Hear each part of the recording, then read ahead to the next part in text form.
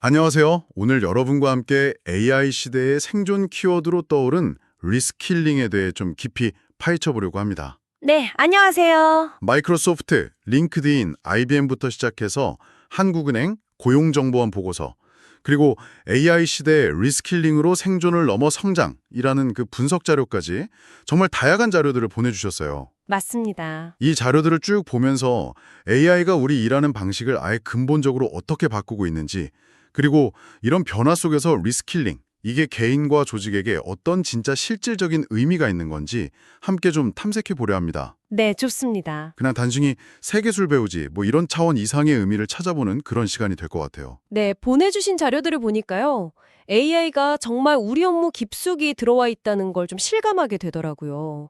특히 그 마이크로소프트랑 링크드인 보고서 있잖아요. 네네. 거기 보면 전 세계 근로자 4명 중 3명이 이미 업무에 AI를 쓰고 있고, 근데 그중 절반 이상이 불과 한 6개월 사이에 쓰기 시작했다는 거예요. 정말 빠른 속도죠. 와, 6개월 만에 그렇게 늘었다고요? 대단하네요. 네, 그리고 IBM 예측은 더 좀 파격적이에요. 앞으로 한 3년 안에 전 세계 인력의 약 40%? 이게 숫자로 따지면 거의 14억 명 정도 되거든요. 14억 명이요? 네, 이 정도 인력이 AI 때문에 리스킬링이 필요할 거다. 이렇게 보고 있더라고요.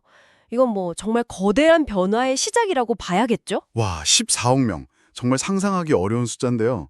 그러면 여기서 말하는 리스킬링, 이게 정확히 어떤 개념인지 먼저 좀 짚고 넘어가야 할 것 같아요. 우리가 보통 아는 업스킬링이랑은 좀 다른 거죠? 아, 맞습니다. 그게 중요해요. 리스킬링은 IBM 정의를 보면요. 새로운 직무를 수행하기 위해 완전히 새로운 기술 세트를 배우는 것, 이렇게 되어 있어요. 완전히 새로운 기술 세트. 네, 그러니까 기존 직무의 영향을 좀 더 깊게 파는 업스킬링이나 아니면 뭐 관련 분야 기술을 옆으로 넓히는 크로스 스킬링하고는 좀 구별되는 개념이죠. 사실상 직무 전환에 가깝다고 볼 수 있습니다. 직무 전환 수준이군요. 그렇죠. 이게 기업 입장에서는 외부에서 사람을 새로 뽑는 것보다 기존 인력을 다시 교육하는 게 비용 면에서도 훨씬 효율적이고요. 한 20% 정도 절감 효과가 있다고 하더라고요. 그리고 또 학습 기회를 제공하는 것 자체가 인재를 붙잡아 두는 데도 도움이 되고요. 네, 그렇죠. 개인한테는 이게 단순히 그냥 살아남는 걸 넘어서 변하는 시대에 맞춰서 성장할 수 있는 가장 중요한 어떤 열쇠가 되는 셈이죠. 아, 단순히 기술 몇 개 더 배우는 게 아니라 정말 아예 새로운 역할에 맞춰서 옷을 갈아입는 그런 과정이군요. 자, 그럼 AI가 구체적으로 우리 직업 세계를 어떻게 막 뒤흔들고 있는지 좀 더 깊숙이 들어가 보죠. 예전에는 AI가 그냥 단순 반복 업무 이런 것만 대체할 거라고 생각했잖아요. 네, 그랬죠. 근데 보내주신 자료들을 보니까 꼭 그렇지만도 않은 것 같아요. 그렇죠. 초반에는 뭐 택시 운전사나 마트 계산원처럼 약간 육체 노동이나 정형화된 서비스직 이런 쪽이 가장 큰 타격을 받을 거다 이런 예측이 많았는데요. 네. 근데 최근 분석, 특히 그 한국은행 보고서를 보면요. 오히려 의사, 회계사, 변호사 같은 이른바 고소득 전문직 있잖아요. 네네. 전문직이에요. 이분들이 AI 기술 노출도가 훨씬 높아서 오히려 대체 위험이 더 클 수 있다. 이런 결과가 나왔어요. 이게 상당히 의외의 결과죠. 정말 흥미로운 지점인데요. 저도 그 보고서 부분 보고 좀 놀랐습니다. 아니, 왜 이런 현상이 나타나는 걸까요? 전문직은 굉장히 고도의 지식이나 판단력이 필요한 영역인데 말이죠. 그 이유가 뭐냐면요. AI가 특정 직업 자체를 그냥 통째로 대체한다. 이런 느낌보다는 그 직업을 구성하는 수많은 업무 단위로 파고들기 때문이에요. 아, 업무 단위로요? 네. 예를 들어 변호사를 보면 뭐 방대한 판례를 분석한다거나 아니면 뭐 법률 문서를 검토하는 작업, 이런 건 AI가 훨씬 빠르고 정확하게 처리할 수 있겠죠. 그렇죠. 하지만 복잡한 소송 전략을 짜거나 아니면 의뢰인하고 깊이 공감하면서 신뢰를 쌓는 일, 이런 건 여전히 인간의 고유한 영역으로 남는다는 거죠. 아하. 즉 변호사라는 직업 자체가 사라진다기보다는 변호사가 하는 일의 핵심 내용이 바뀌고 있다. 이렇게 봐야 합니다. AI가 잘하는 일은 AI한테 맡기고 인간은 좀 더 고차원적인 가치를 만드는 쪽으로요. 이것이 바로 리스킬링이나 업스킬링이 이제 필수가 되는 근본적인 배경인 거죠. 그렇군요. AI가 특정 업무는 가져가는 대신에 인간은 더 인간다운 일 혹은 더 부가가치가 높은 일에 집중하게 된다는 거네요. 어떻게 보면 이게 위기이면서 동시에 기회일 수도 있겠는데요? 정확합니다. 실제로 AI는 기존 업무를 대체하는 동시에 새로운 기회도 막 만들어내고 있어요. 뭐 데이터 과학자, 머신러닝 엔지니어 이런 건 많이 들어보셨을 테고 네. 최근에는 AI랑 효과적으로 소통하는 프롬프트 엔지니어라던가 아니면 AI의 윤리적인 문제를 다루는 AI 윤리학자 같은 이런 새로운 직업들이 속속 등장하고 있죠. AI 윤리학자요? 네. 이 직업들의 공통점이 뭐냐면 AI를 그냥 단순한 도구로 보는 게 아니라 뭐랄까 같이 일하는 동료나 에이전트로 보고 이걸 잘 관리하고 발전시키면서 또 책임도 지는 역할을 한다는 거예요. 인간의 역할이 약간 단순 실무자에서 점차 관리자나 전력가 쪽으로 이동하고 있는 거죠. AI가 그냥 도구가 아니라 에이전트 수준으로 발전하면서 인간의 역할도 변한다. 이 말씀이시군요. 특히 AI가 완벽하지 않다는 점. 예를 들어서 뭐 잘못된 정보를 진짜처럼 막 말하는 환각 현상 있잖아요. 네, 할루시네이션. 네, 그런 거나 데이터 편향성 같은 한계점을 생각해 보면 최종적인 판단이나 책임은 결국 인간의 몫이 되겠네요. 맞습니다. AI가 내놓는 결과물의 신뢰성이나 안전성을 확보하고 또 윤리적인 문제를 감독하는 역할은 앞으로 더욱 중요해질 겁니다. 결과적으로 보면 AI는 우리가 흔히 잡무, 비지워크라고 부르는 그런 단순 반복 업무에서 우리를 해방시켜주고요.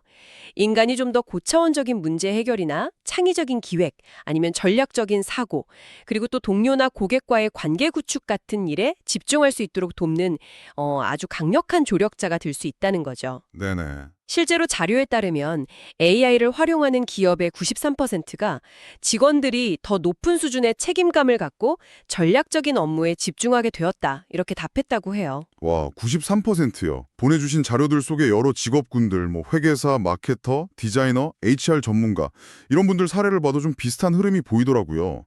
AI가 뭐 데이터 분석이나 초안 작성 같은 기반 작업을 처리해 주면 인간 전문가는 그 결과를 바탕으로 더 깊이 있는 통찰을 얻고 창의적인 아이디어를 내거나 중요한 의사결정을 내리는 방식으로 협업하는 모습. 네, 그런 게 그려지더라고요. 그렇죠. 지금 이 방송을 듣고 계신 여러분도 한번 생각해 보시면 좋겠어요. 내 업무 중에서 어떤 부분을 AI가 도와줄 수 있을까? 그리고 그렇게 확보된 시간에 나는 어떤 더 가치 있는 일에 집중할 수 있을까? 하고요. 바로 그 질문이 AI 시대 리스킬링에 어떻게 보면 출발점이 될 수 있습니다. AI가 많은 일을 대신하게 되면서 좀 역설적이지만 AI가 할 수 없는 인간 고유의 역량, 그러니까 소프트 스킬의 가치가 더욱 중요해지고 있거든요. 네, 자료들에서도 공통적으로 그 부분을 강조하던데요. 구체적으로 어떤 역량들이 좀 핵심이 될까요? 몇 가지 핵심 역량을 좀 짚어보겠습니다. 첫째는 단연 비판적 사고, 그리고 문맥 이해 능력입니다. 비판적 사고. 네. AI는 뭐 방대한 데이터를 학습했지만 그 결과물은 어디까지나 확률에 기반한 예측일 뿐이거든요. 때로는 좀 편향된 정보를 제공하거나 아까 말씀하신 것처럼 완전히 틀린 내용을 아주 그럴듯하게 만들어내는 환각 현상을 보이기도 하고요. 네. 따라서 AI가 내놓은 결과물을 그냥 맹신하지 않고 비판적으로 검토하고 또 숨겨진 맥락을 파악하고 더 나은 결과물을 얻기 위해서 AI에게 좋은 질문을 던지는 능력, 이게 정말 필수적입니다. 뭐 윤리적인 딜레마 상황에서 올바른 판단을 내리는 능력도 당연히 여기에 포함되고요. 그러니까 AI를 똑똑하게 활용하려면 이걸 사용하는 인간이 먼저 똑똑해야 한다. 이런 거군요. 단순히 결과물을 받아 쓰는 게 아니라 그 과정을 이해하고 통제할 수 있어야 한다는 말씀이시죠? 그렇습니다. 정확해요. 둘째는 창의성입니다. 창의성. 네. AI는 기존 데이터를 막 조합해서 새로운 것을 만들어낼 수는 있어요. 하지만 완전히 새로운 개념? 그러니까 뭐랄까 무에서 유를 창조하는 수준의 그런 진정한 창의성은 역시 인간의 고유한 영역이라는 거죠. 자료에 나온 예시처럼 AI가 멋진 디자인 요소를 막 생성해낼 수는 있어도 금성에 핀 꽃이라는 그런 독창적인 컨셉 자체는 디자이너의 상상력과 어떤 철학에서 비롯되는 거잖아요. 그렇죠. 인간의 경험, 직관, 감성 이런 것들이 결합될 때 비로소 혁신적인 아이디어가 탄생하는 거죠. AI가 아무리 발전해도 인간의 상상력이나 영감 이런 걸 완전히 대체하기는 어렵다 뭐 이런 거네요. 마지막으로 또 어떤 역량이 중요할까요? 셋째는 공감 능력과 정서지능입니다. 이건 뭐 팀워크나 리더십, 고객 관계 등 거의 모든 상호작용의 기본이라고 할 수 있죠. 네. AI 챗봇이 아무리 친절하게 응대한다고 해도 상대방의 미묘한 감정을 읽고 진심으로 공감하면서 깊은 신뢰관계를 구축하는 것, 이건 인간만이 할 수 있는 일이죠. 그 마이크로소프트의 사티아 나델라 CEO 있잖아요. 아, 네네. 그분이 기술 중심 문화를 공감과 협업 중심으로 바꾸면서 마이크로소프트를 다시 한번 크게 성공시킨 사례가 있는데, 이게 바로 정서지능이 조직 전체에 미치는 강력한 영향력을 아주 잘 보여주는 예라고 할 수 있습니다. 결국 기술적인 능력뿐만 아니라 방금 말씀하신 이런 인간적인 역량들이 잘 조화를 이룰 때 비로소 AI 시대의 진정한 전문가, 자료에서는 증강된 전문가, 어그멘티드 프로페셔널이라고 하던데요. 네, 맞아요. 그런 전문가가 될 수 있다는 거군요. AI를 도구 삼아서 아이디어를 구체화하고 복잡한 문제를 해결하고 또 동료들과 효과적으로 소통하고 협력하는 능력, 이런 게 핵심이 되는 거죠. 네, 특히 그 AI에게 내가 원하는 바를 정확하게 전달하는 프롬프트 엔지니어링 능력이나 AI랑 협업하는 과정에서의 커뮤니케이션 능력, 이게 점점 더 중요해지겠네요. 맞습니다. 그런데 이런 새로운 역량을 습득하기 전에 어쩌면 이것보다 더 중요할 수도 있는 과정이 하나 있어요. 그게 뭔가요? 바로 기존의 좀 낡은 지식이나 고정관념, 아니면 익숙한 업무 방식을 의식적으로 버리는 언스킬링입니다. 언스킬링이요? 배운 걸 버린다? 네, 특히 경력이 많은 시니어 인력에게는 이게 상당한 심리적 장벽이 될 수 있어요. 왜냐하면 내가 여태까지 해왔던 방식이 있는데 뭐 이런 생각이 들 수 있잖아요. 아, 언스킬링이라는 개념 되게 흥미롭네요. 그러니까 새로운 것을 배우는 것만큼이나 기존의 것을 좀 비워내는 용기도 필요하다, 이런 뜻이군요. 네, 맞아요. 성공적인 리스킬링은 과거와의 완전한 단절 이런 게 아니라요. 오히려 자신의 기존 강점, 예를 들어서 뭐 특정 분야의 깊은 전문성이나 풍부한 경험 같은 것들 있잖아요. 네네. 이런 것들을 토대로 새로운 기술과 역량을 접목해서 자신만의 새로운 정체성을 만들어 나가는 그런 연속적인 과정이어야 한다는 거죠. 마치 레고 블록을 완전히 부수는 게 아니라 기존 블록 위에 새로운 블록을 쌓아서 더 멋진 작품을 만드는 것처럼요. 아, 비유가 좋네요. 네, 자료 속 표들을 봐도 예를 들어 HR 전문가가 AI의 오류를 비판적으로 검증한다거나 마케터가 AI의 도움을 받아서 창의적인 컨셉을 주도하는 식으로 기존 역할과 새로운 역량이 이렇게 결합되는 모습이 잘 나타나 있습니다. 좋습니다. 리스킬링의 필요성이나 핵심 역량, 이런 것에 대해서는 충분히 공감대가 형성된 것 같습니다. 그럼 이제 가장 현실적인 질문으로 한번 넘어가 보죠. 도대체 어떻게 리스킬링을 성공시킬 수 있을까요? 이게 개인의 의지만으로는 분명히 한계가 있을 텐데요. 기업의 역할이 상당히 중요할 것 같습니다. 물론입니다. 기업 관점에서 보면요, 리스킬링은 이제 더 이상 뭐 선택이 아니라 필수 전략이 됐죠.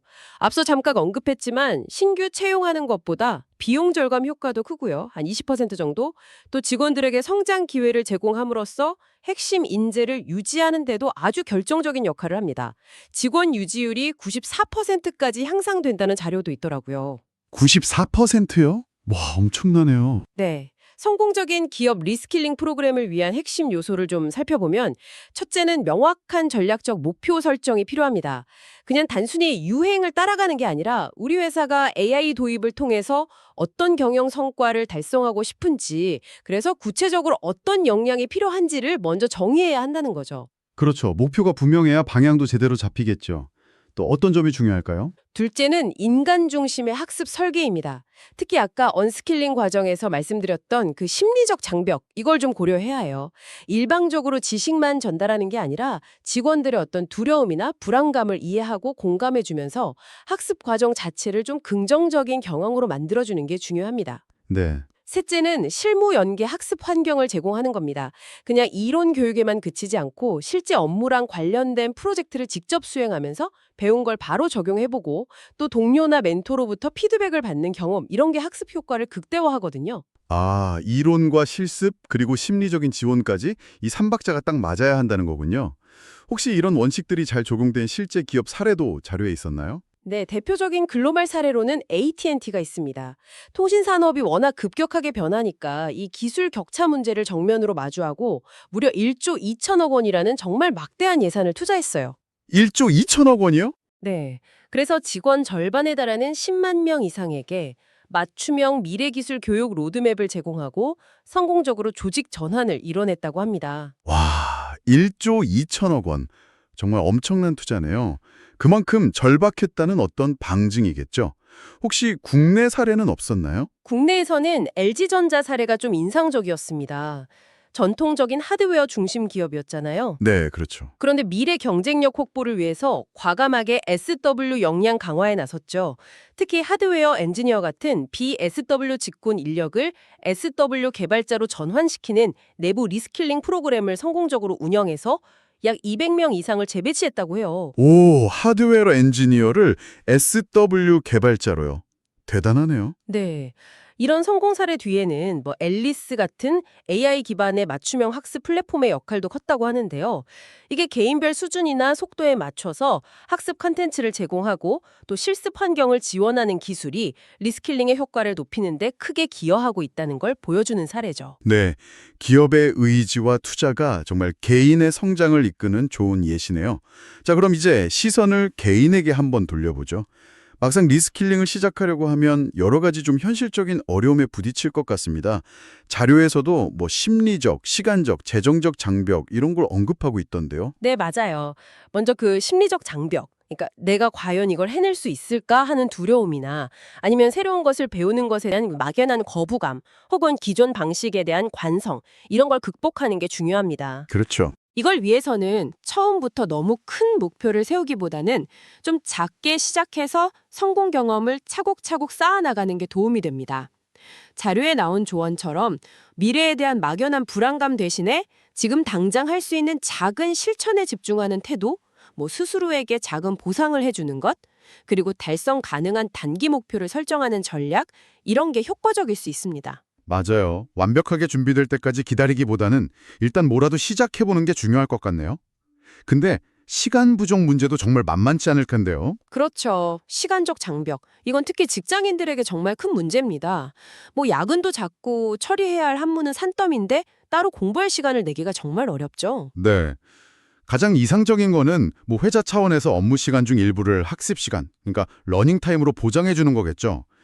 만약 그게 좀 어렵다면 개인적으로는 시간을 잘게 쪼개서 집중하는 포모도로 기법 같은 시간 관리 기술을 활용한다거나 아니면 출퇴근길이나 점심시간 같은 자투리 시간을 적극적으로 활용하는 노력이 필요합니다. 네, 자투리 시간 활용. 마지막으로 재정적 장벽, 그러니까 교육 비용 부담도 무시할 수 없는데요. 이건 어떻게 해결할 수 있을까요?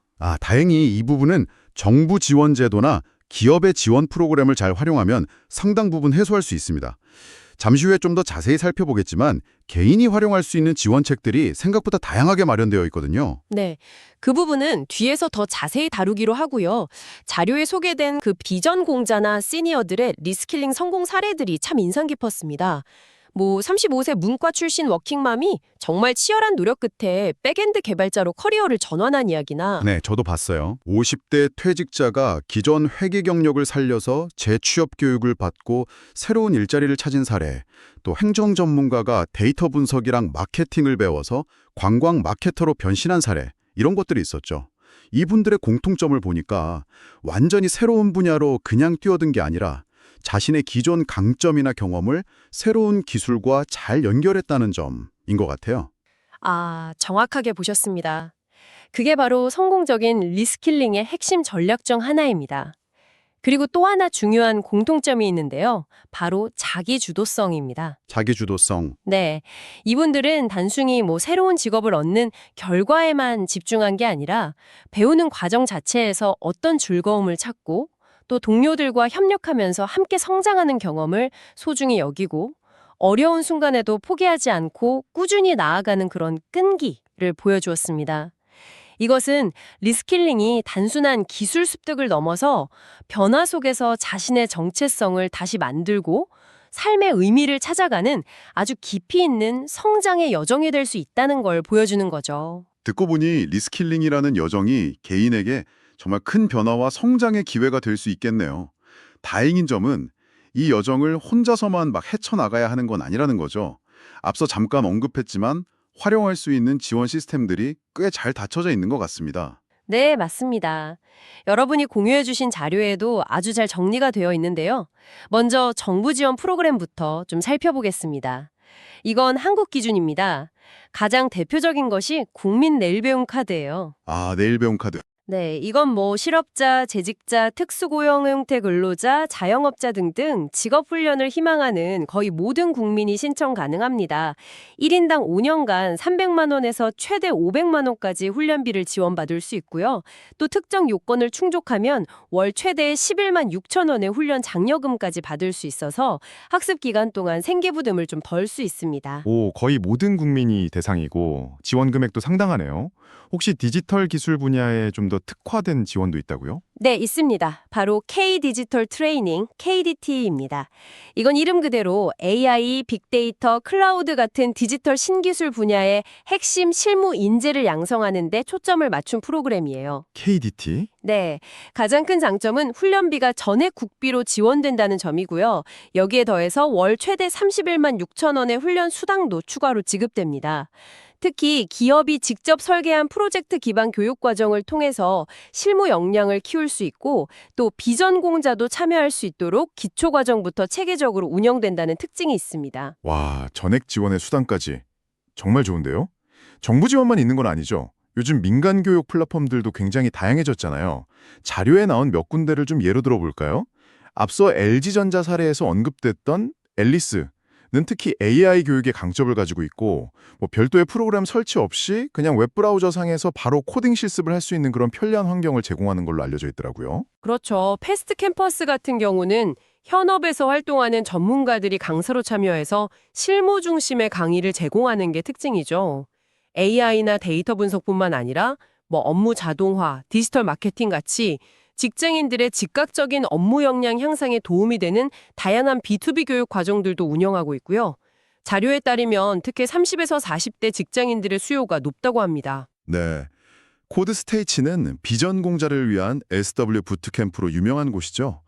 거기는 처음에는 특정 분야를 깊게 파기보다는 여러 IT 분야의 기초를 좀 넓고 얇게 경험하게 해서 수강생 스스로 자신에게 맞는 분야를 탐색하고 결정할 수 있도록 돕는 그런 커리큘럼이 좀 독특하더라고요. 네, 마지막으로 프로그래머스는 원래 개발자 채용 플랫폼으로도 잘 알려져 있는데 자체적으로 데브 코스라는 교육 과정을 운영하면서 수료생들에게 스터디 그룹 운영이라던가 이력서 첨삭, 모의 면접 같은 취업 지원 서비스를 적극적으로 제공하고 또 기업과의 채용 연계 기회까지 마련해 준다는 장점이 있습니다.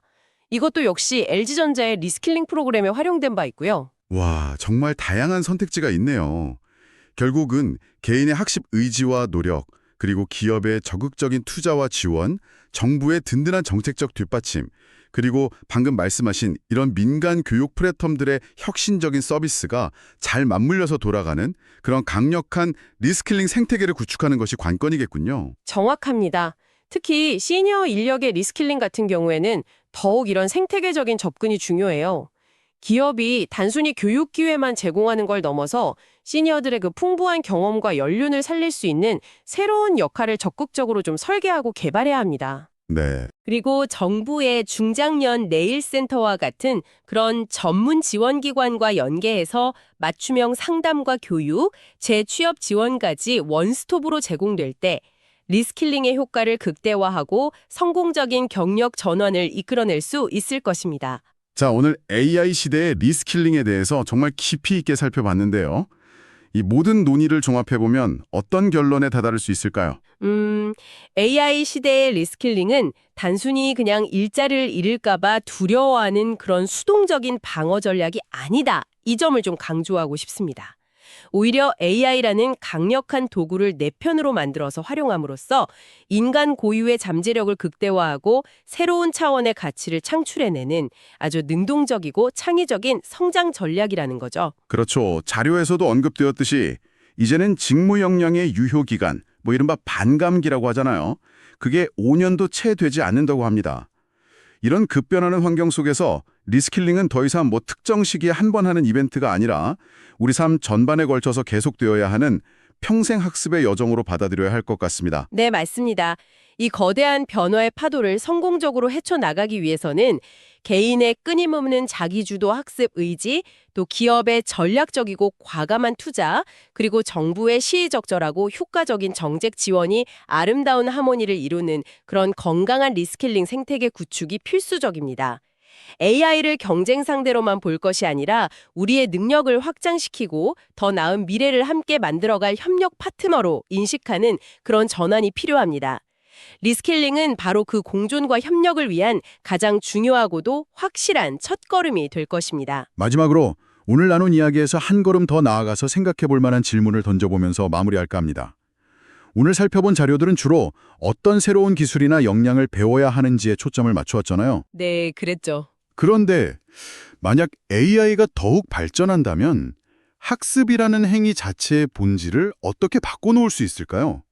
예를 들어서 AI가 개개인의 학습 스타일, 강점과 약점, 심지어 감정 상태까지 실시간으로 파악해서 단순히 무엇을 배워야 할지 알려주는 것을 넘어서 어떻게 배워야 가장 효과적인지에 대한 최적의 경로를 제시해주고 리스킬링 여정 전체를 개인 맞춤형으로 가속화시키는 그런 미래도 상상해 볼 수 있지 않을까요? 오, 흥미로운 질문인데요. AI가 리스킬링의 대상이 아니라 방법 그 자체를 혁신할 가능성 한 번쯤 곱씹어 볼 만한 흥미로운 질문인 것 같습니다. 네, 정말 그렇네요. 오늘 귀한 자료들을 바탕으로 이렇게 깊이 있는 탐색을 함께 해주셔서 감사합니다. 네, 저도 즐거웠습니다.